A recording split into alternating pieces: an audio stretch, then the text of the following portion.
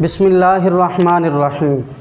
अस्सलामु अलैकुम नाज़रीन, इन दिनों बहुत से वालिदैन अपनी औलादों की तरबियत के मामले में परेशान दिखाई देते हैं। रोज़ बरोज़ ऐसे वाक़यात रूनुमा हो रहे हैं जिनको मद्देनज़र रखते हुए ये कहना कुछ बाइद अज़ फ़हम नहीं है कि अगर ये ऐसे ही चलता रहा तो मुस्तक़बिल क़रीब में पाकिस्तान में ओल्ड होम्स की तादाद कई गुना बढ़ जाएगी।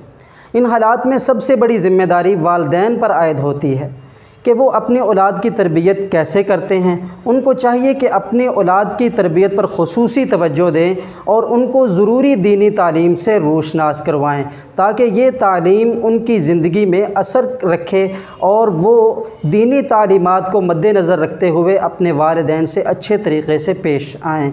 इस्लाम ने बच्चों की तरबियत के मुतल्लिक़ चंद बुनियादी उसूल दिए हैं जिनको अपनाते हुए आप अपनी औलाद की अच्छी तरबियत कर सकते हैं। तो आइए देखते हैं कि वो उसूल क्या हैं। नंबर 1 पे वालिदैन को चाहिए कि छोटी उम्र में ही औलाद को बुनियादी दीनी तालीम से रोशनास करवाएं ताकि ये तालीम उनके दिलों में घर कर जाए और पुख्ता उम्र तक यानी बुलूगत की उम्र तक पहुँचते तक या 10-15 साल की उम्र तक पहुँचते तक बच्चों की आदत बन जाए। और जो आदतें इस उम्र में बच्चों में पुख्ता हो जाती हैं वो सारी उम्र इंसान के साथ चलती हैं।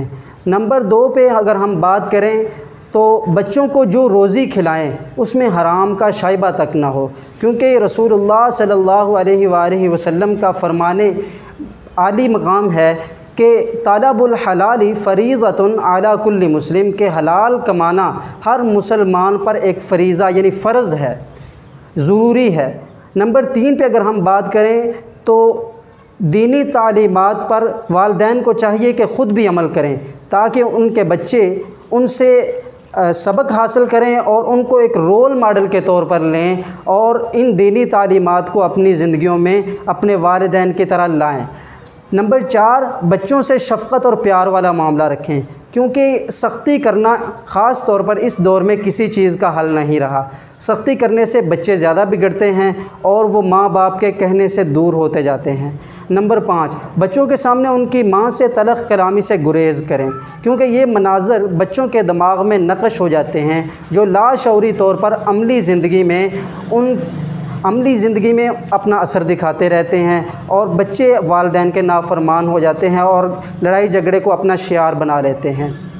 नंबर 6 पे अगर हम देखें तो वालिदैन को चाहिए कि जब भी घर में दाखिल हों तो पहले दस्तक दें, सलाम करें और मुस्कुराते हुए अंदर आएँ ताकि ऐसा करने से आपके औलाद पर अच्छा असर पड़े। नंबर 7 पे वालिदैन को चाहिए कि रिश्तेदारों से सिला रहमी से पेश आएँ।